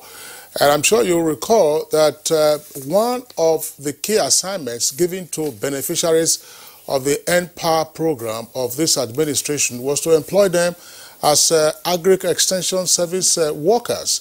A number of them, of course, are not agri-experts, but they had crash training programs to enable them fit into that. So perhaps we still need to get out of our silos in terms of agricultural extension services to get the information to the farmers so that they can modernize their methods and their seedlings and so on and so forth. But I was just wondering, you talked about some 250 research findings with respect to the agricultural sector in the past. Perhaps the numbers may have multiplied, but listening to Adigwe of NIPRID and Professor Haruna of Naseni, you get a sense that business development is now becoming almost inevitable as an adjunct to core research. Is the agricultural research subsector likely to borrow a leaf from this very quickly? I agree with you. You know that recently the NUC, as a policy, has said every university must have a unit in the minimum or a department of agripreneurship where skills, hands-on skills can be taught to students. And that's a good development. The NPower I talked about, I was part of the team that designed it, the protocol for running it. And the first set that we trained, we had 33,000 Nigerian graduates. The next one was about 200,000. So we now have a formidable team of young men who now have knowledge to drive and to serve as a one-stop extension agent. We did a training manual that we produced. The first one was about 250,000 we did for all of the members, and it's still available. So that you can go into this training manual, it's not in the market, but it's available in my office. You can pick it, and whatever thing you want to do, because it's a book of how to, on all communities, in all sectors of agriculture, you can pick it, and you can go on and have it done. What I want to say about the entrepreneurship skills coming into universities is that this is a must. We must get down to the point where our activities in agriculture should not be for development, it should be for profit. And that has been the drive from 2012 when Dr. Adeshina was the Minister of Agriculture, that agriculture should no longer be for development, it should be for profit. It should do it as a business. And that is the way we should go. I can assure you, I can tell you that last year, my institute wrote a book on agripreneurship. It's now available for anybody who wants to have the spirit of entrepreneurship in agriculture. We have also... Well, Professor Emmanuel Ike Kandi, thank you so much. I believe that in the nearest future we may have a cost to return on this particular topic. You know, maybe you have time to answer Kingsley's question, because part of it was missing, and that has to do with the extension services. But for now, time is on our side. Let's now briefly read some tweets that are here. Mike Kanyako says, economic and technological development rely on research. We must be very serious on the recent commercialization of research findings in the country. All right, Festus Akimboyewa has this tweet, says, it's time for our universities to demonstrate that they can apply government-funded research to expand our economy. Omobola says, a closer look at the policy reveals a damning shock that many of the beneficiaries spend so much funds on frivolities. Ibrahim Modu Aji, we underestimate research findings. Brilliant ideas and discoveries of Nigerians in the diaspora are often translated into useful products and services. Chris Simeon, to obtain concrete findings in research, ideas and huge amount of money are needed. A platform or forum should be created where researchers come and showcase their research findings. Dele Jack Solomon says effective management of research and development activities is crucial for wealth creation and national development. Dejumo Paul Olubumi, most researchers of today are just scammers and gold diggers. They are after the grant money to make themselves rich. They keep demanding for funding. That's from Adejumo Paul Olubumi. Steve Bond 07, that's the handle.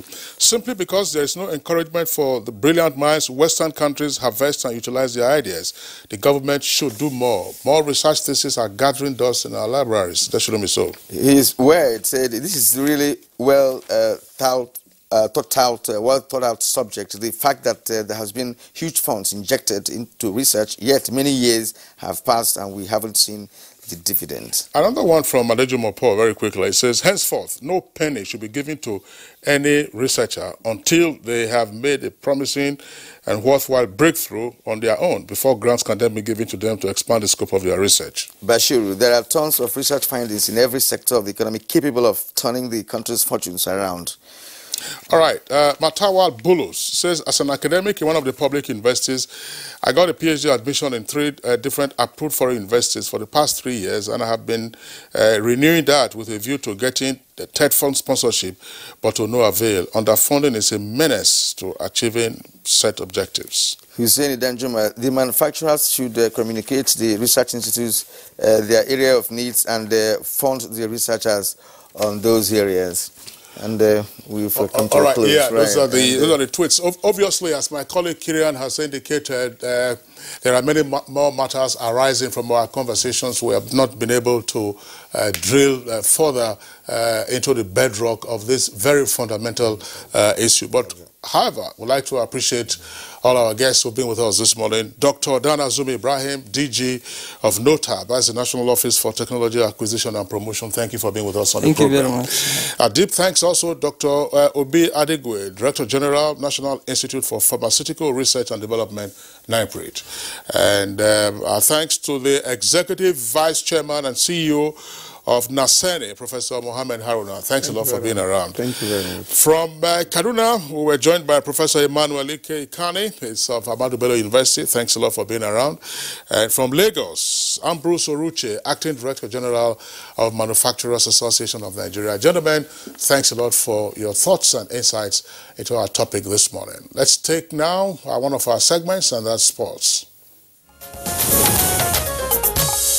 India will host the Archery and Shooting